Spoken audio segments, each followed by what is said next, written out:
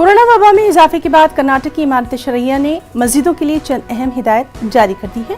जुमे की नमाज का खुतबा 15 मिनट में अदा करने और नमाज जुमे में इख्तिसार को मलहूज रखने की हिदायत दी गई है। मस्जिदों में 50% गुंजाइश के बराबर अफराद के जमा होने की हुकूमत ने हिदायत दी है। ज़ाब्ते के मुताबिक जुमे और दीगर तमाम नमाजें अदा करने की इमारत शरइया ने अपील की है।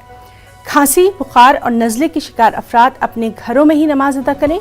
वीकेंड कर्फ्यू में सवारियों का इस्तेमाल किए बगैर घर की करीबी मस्जिद में बाजमात नमाज अदा करके जल्द से जल्द घर वापस हो जाएं। मस्जिदों में समाजी फासला बरकरार रखा जाए, मास्क, सैनिटाइजर का इस्तेमाल किया जाए। मौजूदा वबाई अयाम में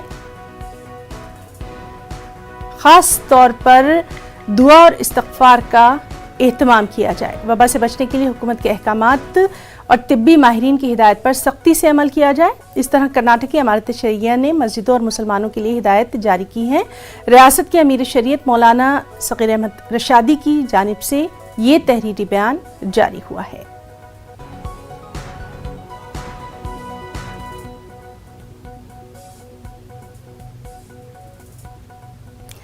कोरोना वबा के दौरान बाहमी इमदाद और इंसाफ का जज्बा मुस्तहकम हुआ है। मुल्क इस वबा से मुत्तहिद होकर मुकाबला कर रहा है। टीकाकारी के ऐलान के बाद हम बेहतर ताउन करें जिससे हम कोरोना को मात देने की जानिब कदम बढ़ा सकें। नेटवर्क 18 इस मुहिम में हर कदम पर आपके साथ रहेगा। जब तक सभी महफूज नहीं तब तक कोई महफूज नहीं होगा। इसी सोच की बुनियाद पर हमारी मुहिम संजीवनी का मकसद ये यकीनी बनाना है कि वैक्सीन पाना सभी हिंदुस्तानियों का हक है।